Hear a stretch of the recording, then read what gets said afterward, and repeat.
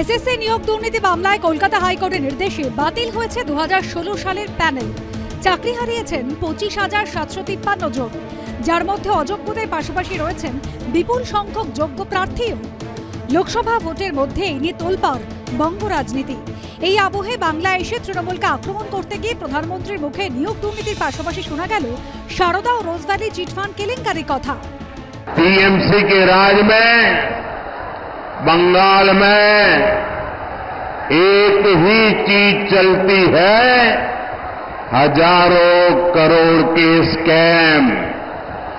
Sharda chit fund scam, Rose Valley chit fund scam, पशु तस्करी घोटाला, नगर पालिका नियुक्ति घोटाला, राशन घोटाले, कोयला तस्करी घोटाला, घोटाले टीएमसी करती है और भुगतान ये बंगाल के जनता को पड़ता है।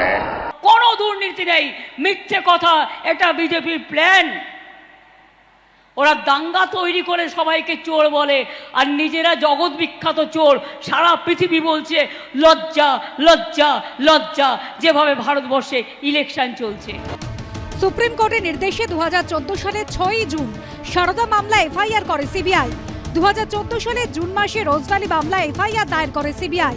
2016 বিধানসভা ভোটের মুখে 14ই মার্চ নারদা স্টিং কাণ্ড সামনে আসে। 17 এপ্রিল এফআইআর দায়ের করে সিবিআই। ওই বছর জুন মাসে নারদ কাণ্ডে তদন্ত শুরু করে আরেক কেন্দ্রীয় সংস্থা ইডিও। এখানেই প্রশ্ন উঠছে, এই সব মামলা তদন্ত করছে কেন্দ্রীয় এজেন্সি, তারা কেন এখনো পর্যন্ত মামলার চূড়ান্ত চার্জশিট পেশ করতে পারল না?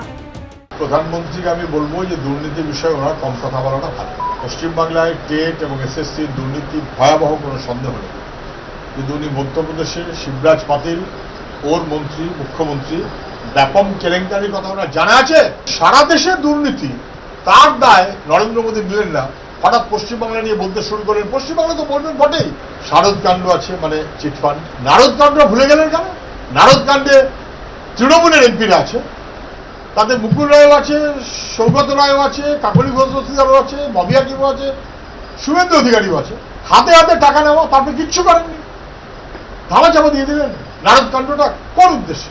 প্রধানমন্ত্রীর মুখে দুর্নীতির কথা মানায় না, কারণ বিজেপি যাদের দুর্নীতিগ্রস্ত বলেছে, শুভেন্দু অধিকারী থেকে হেমন্ত বিশ্ব শর্মা থেকে অজিত পাওয়ার থেকে প্রফুল্ল প্যাটেল থেকে, যাদের এগেনস্টে সিবিআই তদন্ত বা ইডির তদন্ত চলছিল, তারা যখনই বিজেপিতে জয়েন করেছে তারা ক্লিন চিট পেয়ে যাচ্ছে। প্রধানমন্ত্রীর মুখে নারদ কেলেঙ্কারিটা নেই কেন? শুভেন্দুকে চোর বলেছিল, সিবিআই তদন্ত দাবি করেছিল, সিবিআই শুভেন্দুর বিরুদ্ধে এফআইআর করে, গ্রেফতারি থেকে বাঁচতে শুভেন্দু অধিকারী বিজেপিতে যোগদান করেন।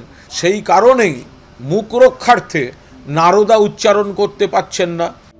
আরও একটা লোকসভা ভোট চলে যাবে, কিন্তু Saradha Rose Valley Narada sting operation মামলার চূড়ান্ত চার্জশিট কবে জমা পড়বে আদালতে তা জানা নেই কারো। জিরাম করঞ্জয় ও কৃষ্ণেন্দু অধিকারীর রিপোর্ট, এবিপি আনন্দ।